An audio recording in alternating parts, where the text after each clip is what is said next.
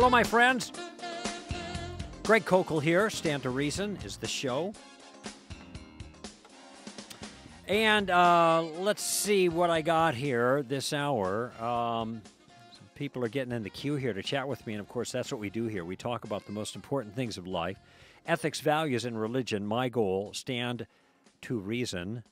My goal is to stand to reason for classical Christianity and classical Christian values. And I have said for a long time, since I started radio, actually, before Stand to Reason started, I started in 1990 in radio, that I wanted to have a role, essentially, and to raise up a whole army of clear-thinking Christians. And it's fabulous to see how so much of that has been happening in the last 20 years, not just through my efforts, Stand to Reason's efforts, but something the Holy Spirit is doing all around the world, but especially here in the United States, a renaissance of sorts of Christian thinking. And it's a good thing, too, because things are getting harder. Two things are happening right now that make this, in my own life, that makes this next piece of news information, I think, poignant for me. One of them is that I've been working on, I'm recasting our vision for the next 10 years. So 2015 to 2025, what are we doing? What are we after? And I'm not going to go into it right now.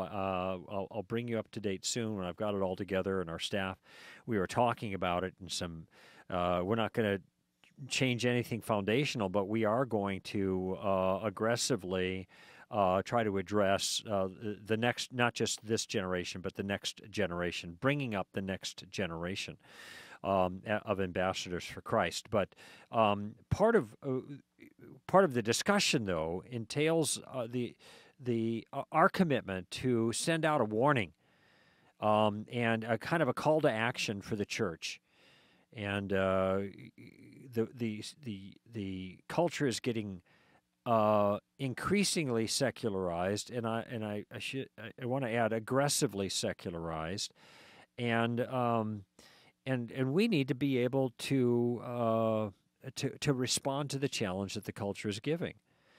So that's one thing in my mind, and also I just finished the November Solid Ground yesterday, and in that Solid Ground I talk about the line in the sand that has been drawn for followers of Christ, and how, again, it is important that out of fidelity to Christ, when the culture draws a line in the sand that has to do with some doctrinal or ethical issue and says to us, come on over to our side, join us, celebrate diversity, and we will like you, but if you do not, we will punish you. That we do not have the liberty as followers, just focus on that word, followers of Christ, to follow the world. We have to follow Christ. We can't step across that line. Now, that line is getting more deeply drawn. There are multiple lines in the sand now. Some of them seem theologically inconsequential, but I argue in the Solid Ground that they are strategically significant, especially as they relate to the line in the sand that is theologically significant and central, and that is Jesus of Nazareth, the way, the truth, and the life.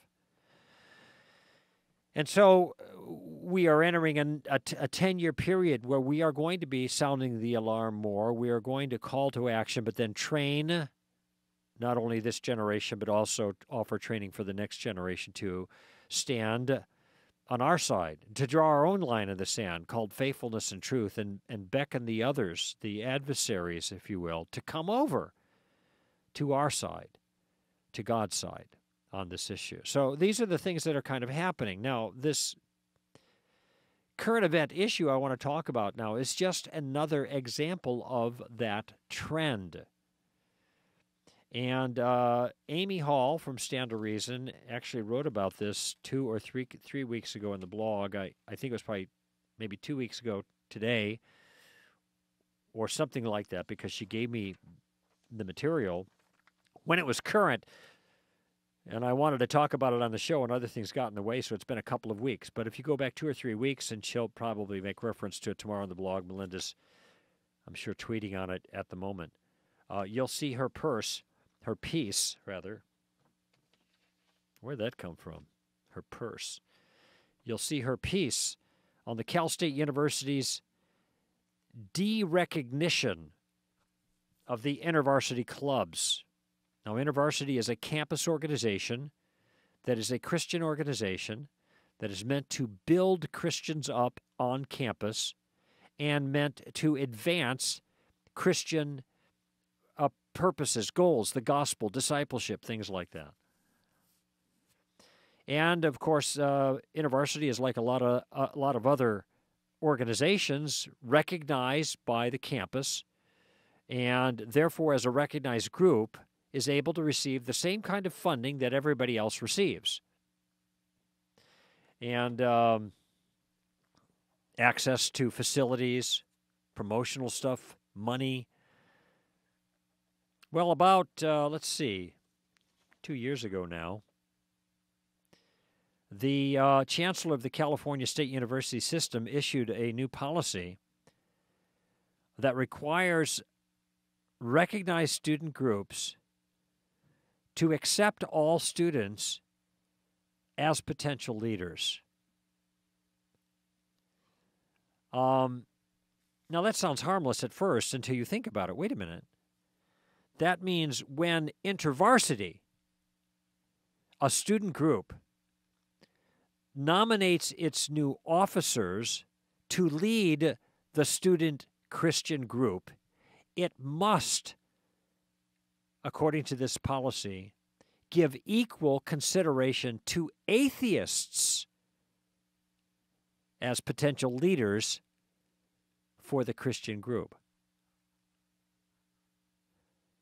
Now, to say no to atheists is a type of discrimination in the circumstance. Yes. The question is it illicit? And the answer is, of course, it is not. Because this isn't just a kind of, I'm even trying to think of the best way to describe it. This isn't just a slam at atheists, like, we're not going to include you. This is the leadership of a Christian group. And a person who is an atheist does not qualify to lead a Christian group. Is this not obvious? And if they were forced to allow atheists to lead the Christian group, then the Christian group would likely go out of existence. What this dictate does essentially is it erases the distinctiveness of the group itself. Now, as Amy has put it here, this means clubs no longer have free access to campus meeting rooms. That is, clubs that don't fulfill this requirement then are disenfranchised from the group. No access to campus meeting rooms, nor can they receive student activity money, participate in student fairs, or use the university name in the name of their clubs. Whether anyone truly thinks it's reasonable or not, Amy writes, this strategy has already been used to de-recognize Christian campus groups in other parts of the country. By the way, I'm not sure. I'd be interested to find out, is this kind of universal? Do Christians then have to be allowed to run for the atheist club? Can they be a part of the atheist club even though they're Christians, even though their whole purpose of life is contrary to the purpose of the group? Anyway, InterVarsity has issued a response. Here it says, our chapter leaders are required to affirm the InterVarsity's doctrinal basis. This new Cal State University policy does not allow us to require that our leaders be Christian. It is essentially asking InterVarsity chapters to change the core of their identity, which is true, and to change the way they operate in order to be an officially recognized student group. The statement continues, while we applaud inclusivity, we believe that faith-based communities like ours can only be led by people who clearly affirm historic Christian doctrine. No duh. Well, that's not in the statement. That's my editorializing. It continues, the policy affects 23 chapters within the California State University system. policy exempts sororities and fraternities from gender discrimination. Did you hear that? The policy exempts sororities and fraternities from gender discrimination. Why? That's discrimination, right? Because it makes sense in that kind of organization. That's why. The statement continues, we believe there should be a similar provision for creedal communities. And then offers for more details, see Colleges and Evangelicals Collide on Bias Policy. These are links. And the New College Thought Police, which I think is an appropriate title. Now, in August 2013, the new chancellor, Timothy White, graciously granted religious groups a one-year exemption for the 2013-14 school year. Of course, now they're in the new school year, so now the policy is put into place. But the CSU Chancellor's Office says that no further exemption can be made. Thus, all 23 InterVarsity chapters on CSU campuses now I operate without the benefits of official recognition. Now, look, it may turn out that this is the way things are going. They have to go, I guess. They are the way they're going. And gone. This is what happens when secularism becomes a religion and it gets and runs rampant. The stupidity of this ruling here by the CSU, Cal State University chancellor. And even though it's entirely legitimate to make exemption for creedal communities just like sororities and fraternities, it's not being done. And it's not hard to imagine why, but I don't want to be a crybaby here and fuss about these things. I'm just making the observation, look, this is happening. And it may be that we have to, that this is a fait accompli, this is over with, and at least in the state of California, though it seems to be happening in other places too, and this is the way we have to function under this liability. Okay, we will endure, the gospel will go forward, that's all right. Christians around the world are suffering a lot more than we are in this regard. But it's fair for us to say, wait a minute, this isn't right. It's just not right. It's not sound. It's not reasonable. I understand what the thinking is here, and the thinking is, well, you guys are discriminating.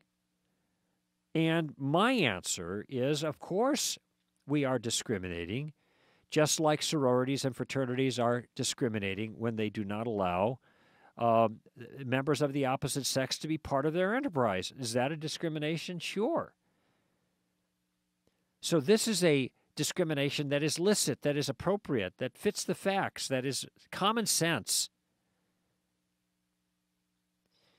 But make no mistake about it, there is no way to get around the discrimination charge. There is no way.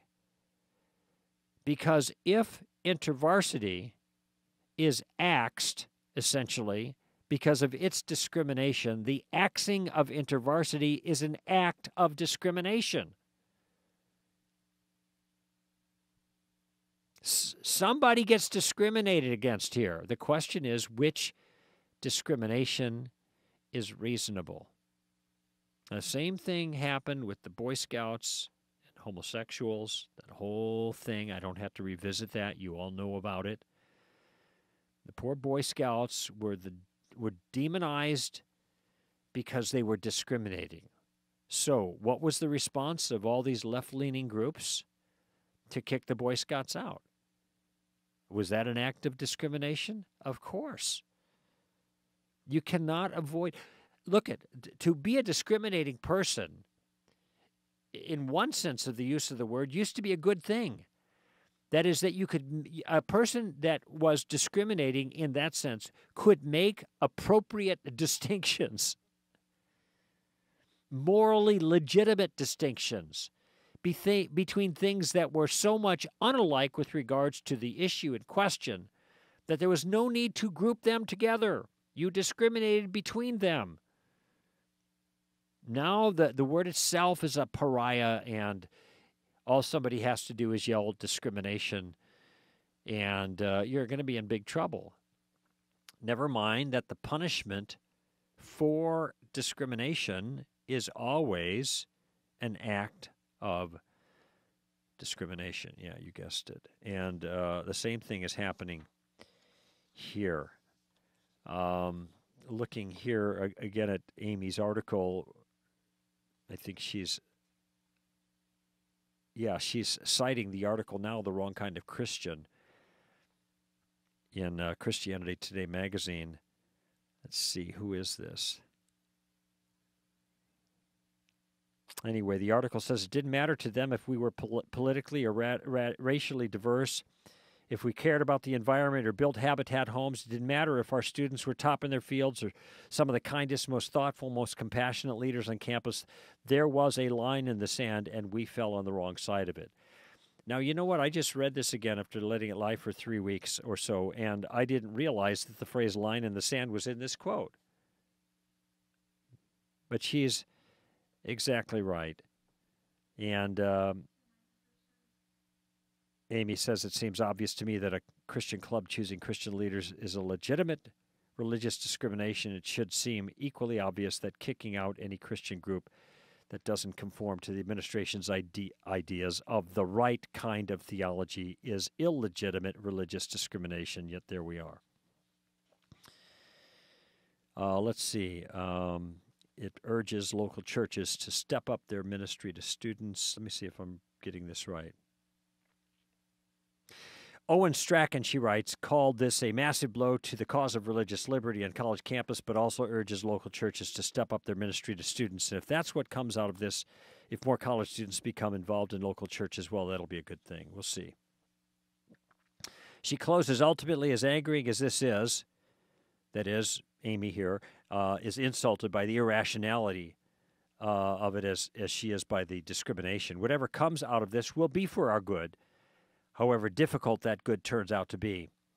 And I can't help but feel a twinge of excitement, wondering what new forms of ministry might be created to bring the gospel to universities and serve the students. Well, good for you, Amy. I like your positive attitude. That's why we got you here at Stand to Reason. Anyway, so that's the trend, friends. And there's going to be a lot more of this. So take heed right now. This is not going away. We cannot stick our head in the sand. We cannot, wave the white flag. And I'm not saying we have to fight these secular battles. I'm saying this is the nature of the secular university. And we need to point out what's going on, be clear about it, and then do the best we can in faithfulness to Christ under the circumstances. All right?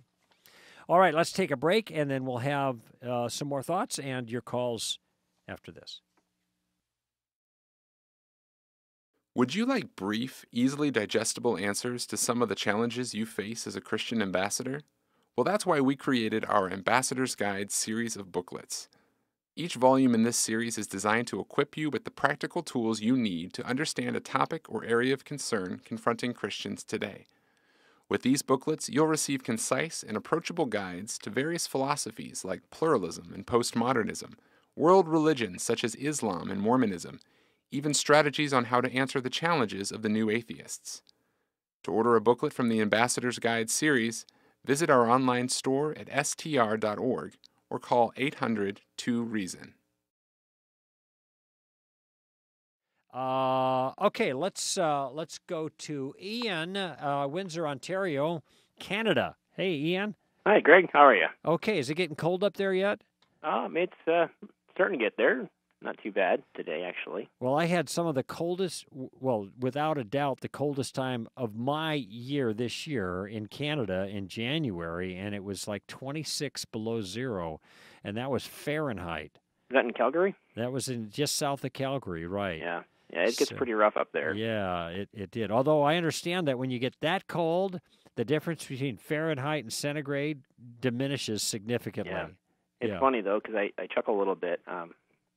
I live in Canada, but I work over in the United States, in Michigan, and that's right. They have a completely different perspective on weather.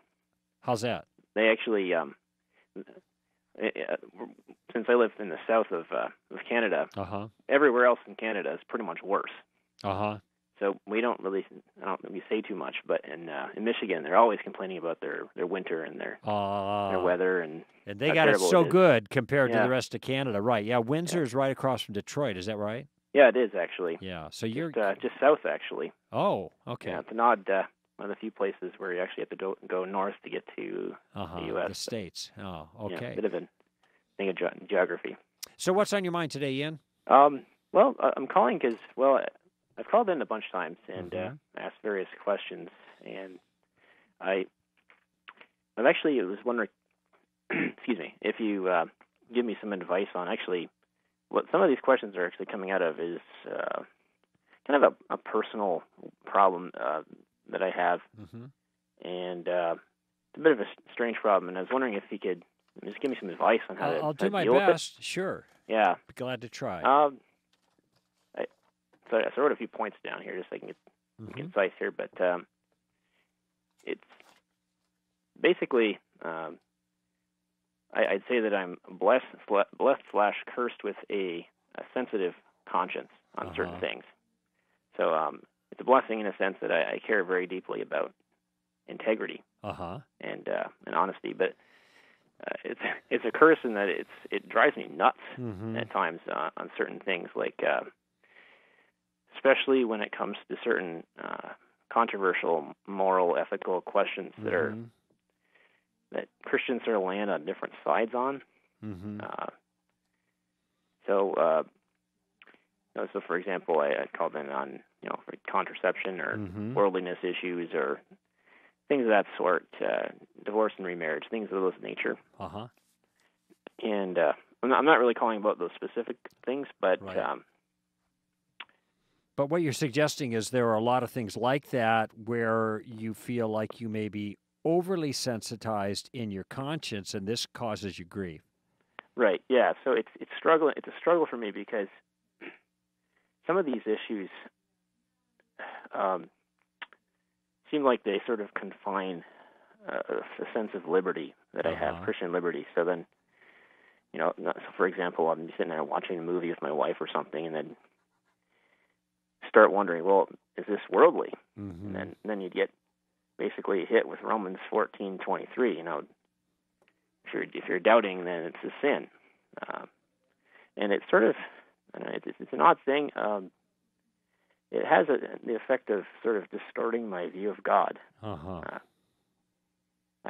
I realize this is not probably entirely accurate. It's it kind of seems like God's sort of a petty, vindictive, just waiting for me to get something wrong.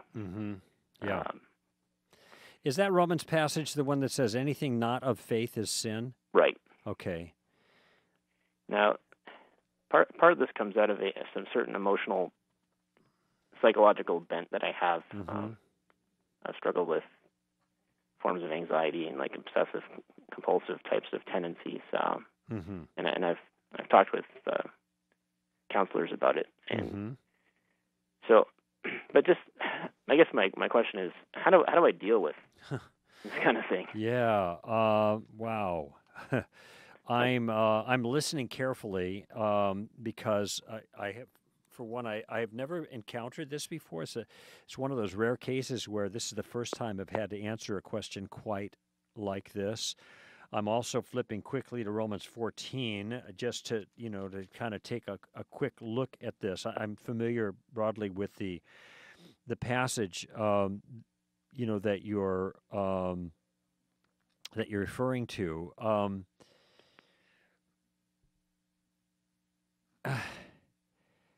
Let me just offer a couple of things that come to mind. The reason I paused is because as I was scanning this chapter 14, I saw this line, "Therefore let us not judge one another anymore, but rather determine this not to put an obstacle or stumbling block in another person's way, a brother's way." What I thought when I read that is that we're not to judge one another anymore, but what you've done is you've put yourself under an extreme judgment. Yeah. And I was just wondering if Paul might have included, if this thing came up, that we don't put ourselves under this kind of judgment as well. We're not looking down on others who are not exercising their liberty, and that's kind of what he's talking about, but rather, well, maybe it's possible that we are overly judgmental of ourselves. Now, the way you characterized it was an overly sensitive conscience. But it's not clear to me that what you're feeling is your conscience. I mean, maybe you are just overly judgmental, and possibly not of others, but of yourself. So, and again, I'm just casting about here a little bit with the thoughts that I have that come to mind on this, because it isn't like I've got, well, here's the breakdown of how this works. I don't know how this works entirely, but something's amiss here. What I think it would be a mistake for me to say to you is, well, follow your conscience. In most circumstances, I think that would be appropriate, but in this case, it doesn't sound like things are functioning properly. No. And this is why you've talked to counselors. This is your own assessment, and you're tormented by this. There is someone who is sitting in judgment on you in the exercise of your Christian liberty. Paul says, don't do that. He says, don't be sitting in judgment on Christians exercising their liberty in Christ. But in this particular case, and this is what makes it peculiar, you're the one who's sitting in judgment on yourself. At least arguably. Right, you're right. So it's not entirely clear to me, and this goes to this other statement, doubting is a sin and anything not of faith is sin. It is not entirely clear to me that any option that you have before you is one that you can throw your weight fully on. Well, I mean, what's interesting is that some of these kind of issues, there's a, if you want to call it a quote-unquote safe option, which is usually overly strict. Yeah. Which would end up leading to, I think, a very legalistic way of... This is why, in one sense, it's safe, because if you are excessively strict, then you're not going to fall into sin. Look, they had Pharisees that were called the bruised and bleeding Pharisees, and I mean, this is what I've heard, and they were called the bruised and bleeding Pharisees because they would walk around with their eyes closed, so that they wouldn't see a woman and lust after her, but consequently they'd run into things, and that's why they were called bruised and bleeding, or that's why they were bruised and bleeding. So you could say, well, look, if I keep my eyes closed all the time, I'm never going to see a woman to lust after her. And I guess I could say, well, you got that right. Of course, it doesn't guarantee you won't lust. It just means that you won't be seeing a woman, and the sight of the woman would cause the lusting. But it strikes me that this is not the right way to deal with the lust problem. Yeah. I guess it's tough for me to divide, like you said, what's my conscience actually telling me versus is there something else here that's sort of more emotionally based, that trying to figure out. Yeah, and I can't help you with, just because I don't have the skill to do that, nor I don't understand enough of the details. But it can be the case that it often is the case that people's conscience is ill-informed. In fact, this is what Paul is speaking to some degree in the Romans and the Corinthians passage that's parallel to this, and that is that some people think something is wrong when it's not. That is a person who this is regarding the issue of meat sacrificed to idols. And he says, look, there's nothing in that. An idol is nothing. So ultimately, we don't have to worry about the meat that we eat. What we have to worry about is the brother who may be misinformed. So the whole circumstance comes up because some people's conscience is misinformed. Now, Paul takes it seriously, and I don't want to dismiss it. Well, that's misinformed, so you don't worry about it. Paul does care about even the misinformed conscience. I'm looking at here, chapter 14. Who are you to judge the servant of another? This is verse 4. To his own master he stands or falls. He will stand, for the Lord is able to make him stand. That's encouraging words. One person regards one day above another. Another regards every day alike. Each person must be fully convinced in his own mind. Now, this is where I think neither option is something you're fully convinced of in your own mind. Mm-hmm. If people who really believe that it is morally required to worship on Saturday instead of Sunday ought to worship on Saturday. Okay. Right. But in your case, though, you're vacillating. And you're wondering. Cases, go ahead. Yeah, and you're wondering, maybe I should. Oh, so it isn't like you have a clear course. And then in verse 6, Paul says, he who observes the day observes it for the Lord, and he who eats does so for the Lord. For he gives thanks to God, and he who eats not for the Lord, he does not eat, and he gives thanks to God. No one lives for themselves. No one dies for himself. We live for the Lord. Now, it seems to me that in the midst of these kinds of things that you're facing, and I think everyone struggles in some measure with making moral decisions that seem ambiguous, and then the question in their own mind is, gee, am I doing the right thing? And that question is not always able to be clearly answered. You got to take your best shot. Part of the application of Paul's comments here, I think, are that whatever we do, whatever shot we take, we do it heartily as to the Lord. That is, our sense is, okay, Lord, I don't know if it's A or B, but the two are set before me, and I got to do one or the other, and here's my best judgment. But you know what I'm trying to do? I'm living for you. That's what it is. I'm trying to live for you. Whether I eat or I don't eat, whether I drink or I don't drink, I'm doing it for the Lord.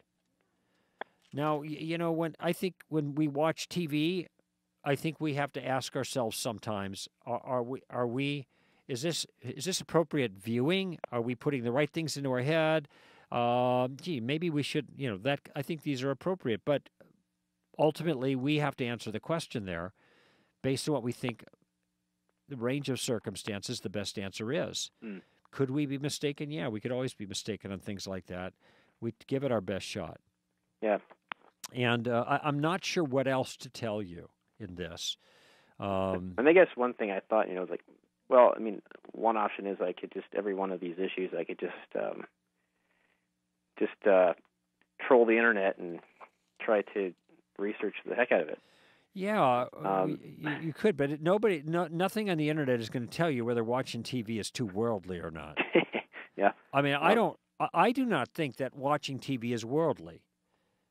That is, that somehow the act of watching a television set or a program is somehow a complicit in some worldly design. That you are living in a non-Christian manner in virtue of watching TV. Now, it may turn out that that your viewing habits are problematic. That the things that you're watching are educating you as to a false view of the world. And this is why we don't let our children watch TV. I don't want somebody else preaching at them.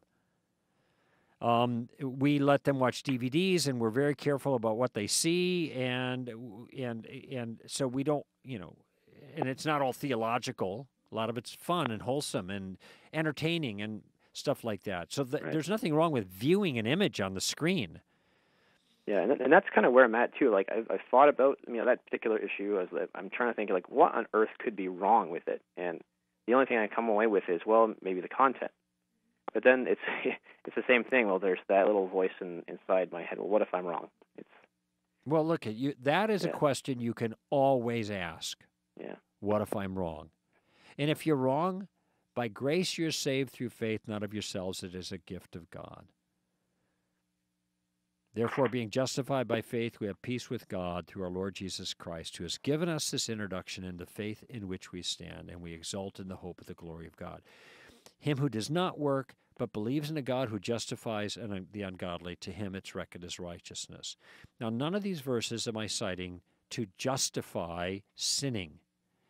It is simply to make the case that we have a safety net, and the safety net is the grace of God. We do the best we can under the circumstances. I think it was Luther who said something like, trust God and sin on boldly. Now, of course, he wasn't encouraging people to sin. The point was there's safety in God. There's safety to make mistakes. And that, to me, has always been an encouragement. There is safety in the grace of God. And so if I risk and falter, I'm still caught in his arms. Okay? Yeah, well, thank you. Well, that's the best I can do. Sorry. Yeah, I know it's a bit of an odd one. It is novel, and that makes it interesting, but my heart goes out to you because I know you're struggling. This isn't academic. No. And I my overall sense is that you're being too hard on yourself. Yeah. It actually, I wouldn't want to apply a clinical label. I don't like them, but there are people, like have you ever read John Bunyan's book, Grace Abounding? Oh, I have not. He actually struggled. It's not. I don't have that same type of thing, but it's he struggled very intensely with a certain form of religious obsession. Yeah. If you ever get the chance to read it, it's very very vivid in his description. Well, I tell you what, I like the title Grace Abounding because that's really the thought I want to leave you with, though. Yeah. That in it all, grace abounds towards you. There's safety in the cross. There's safety for us to work through the challenges and the difficulties, okay? All right? All right, thanks a lot, Greg. Ian, good to talk to you again. Yep. And I would encourage you to spend some time simply meditating on the grace of God. I cited something out of Ephesians 2, out of Romans 4, and out of Romans 5. Maybe spend some time in Romans 4 and 5. God's grace is sufficient. It is adequate for all of our need. And to me, I've fallen back on this notion so many times that I have safety in Christ while I'm trying to work out exactly how to deal with these issues. All right? Yep. All right, Ian. Thanks a lot. Yeah, thank you for your call. Let's take a break, and then I'll be back on Stand to Reason. You can find STR on Facebook, Twitter, Google+, and Pinterest. Interact with STR staff, post comments, get involved with other like-minded Christians. Want to know what is going on with STR? Speaking events, new podcasts, resources, and articles? Follow STR online. You can find all of our social media connections at str.org. Stand to Reason, ladies and gentlemen, careful, intelligent discussion about ethics, values, and religion. That's what I aim to have every time I'm on the air here talking with you. Let's go to Scott here in Youngstown, Ohio. Hey, Scott. Hey, Greg. How you doing? Doing all right. Thanks. Thanks for taking the call. Sure. Glad to. So I kind of found a better way to ask my question as I was waiting here. All right. So I guess simply put, the question would be, how is church supposed to be done? How is church supposed to be done? And I'll tell you kind of just briefly where this came from. Because the question says the proper use of the Bible as an authority, and this sounds like a very different kind of question. Well, it kind of stems from, I had a buddy who, at work who claims, he's a Christian, and basically what he's done is he's put together this website where he puts all these topical things on the website, tithing and so forth, and his arguments are just simply Bible verses. And so everything that he has to, whatever the topic is, he'll make his argument using Bible verses. And so the kind of thing that we were talking about was the way the American evangelical church these days, his big thing, I guess, he was keep going back to like the wealth and prosperity gospel and these TV ministers and all this who they keep preaching, claiming to be Christians, but they're not. And so he's kind of put together this website. And so his arguments, like I said, always come from just simply taking Bible verses, and that's it, making no other arguments. And so that's kind of where it began, and then it kind of, went into, well, what is the role? How, he says, well, the New Testament will say it gives very strict guidelines on how church is to be done, and then kind of what is our role as Christians if we see that maybe it's not being done in the proper way? Are we to do something about that? Are we to act on that? Or you just simply go and find a new church? Well, of course, I think that using Scripture as an authority regarding these kinds of issues is entirely appropriate. The question isn't whether Scripture is the authority or not. The question is whether the way the person is citing the text is legitimate. And that is, look, the Bible's the authority. Yes, so Judas went and hung himself. Go and do likewise. Well, those are Bible verses. Now, they're not exactly connected. There's a huge ... between those verses. But you can see how seizing one verse, then another verse, and another verse, you can construct things that simply are not sound. And so then going to passages, say, for example, how do you do, the Bible gives very strict guidelines on how to do church, is what you said your friend said. Well, well, I don't know if strict guidelines are the right way of describing it, but it certainly gives guidelines. But if what he's doing is quoting out of the early chapters of Acts about how they had all things in common, those are not guidelines about how to do church. Those are descriptions about how Christians acted in the first century, the early part of the first century. And so if someone takes a description as a directive, then they are abusing the Scripture, and if you abuse the Scripture, then make it say something that it isn't actually saying, then it's no longer God's word at that point. Right. So a lot depends on exactly how he is using the text in these circumstances. We had a caller just a moment ago. I cited 3 passages, boom, boom, boom, that had to do with the grace of God. So I am recommending the teaching of these verses to him to consider for his set of circumstances. So I am quoting the Bible and using it as an authority to answer the issue that he was facing. Nothing wrong with that. Now, in my mind, I'm not abusing the text because even though I'm citing a verse, I didn't just read the verse, I know what the passages are about. And so the way that I used the verse was legitimate in light of the teaching of the larger passage. I don't know if that's always the case with the friend that you're describing. So I'm not sure either. I think there's a little bit more, going. I mean, when I first met him, his complaint was that he's been kicked out of 8 different churches that he's gone to. So obviously there's a red flag. So I kind of investigated a little more, and I think, okay, well, his big thing was tithing. He goes to these churches, and they're preaching this wealth, and prosperity kind of gospel that, and all the wrong messages about tithing. So he feels the need then to, I guess, speak up.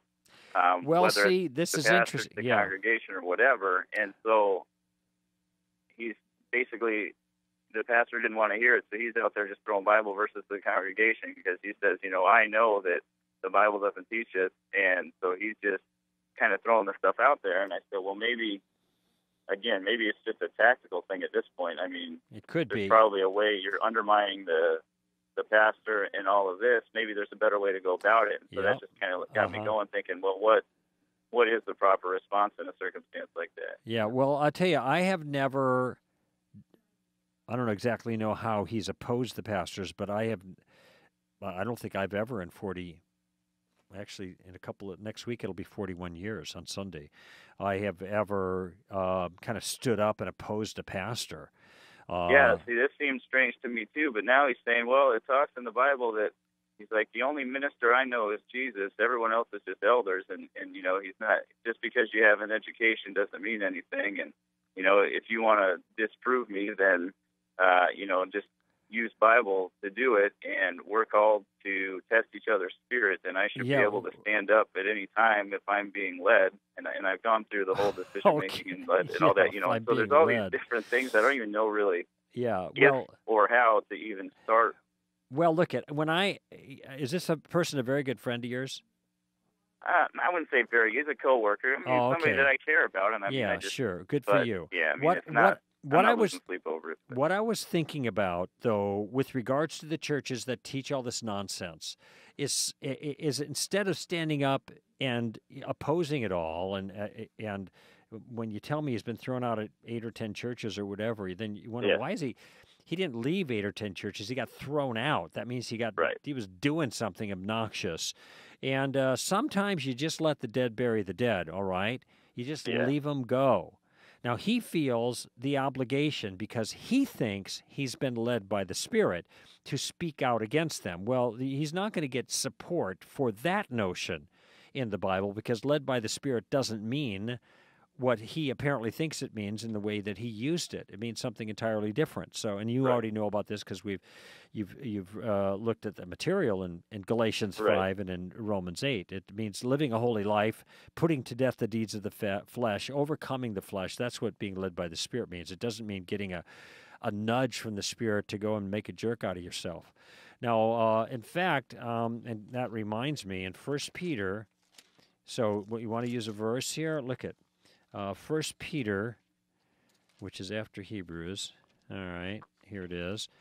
1 Peter says that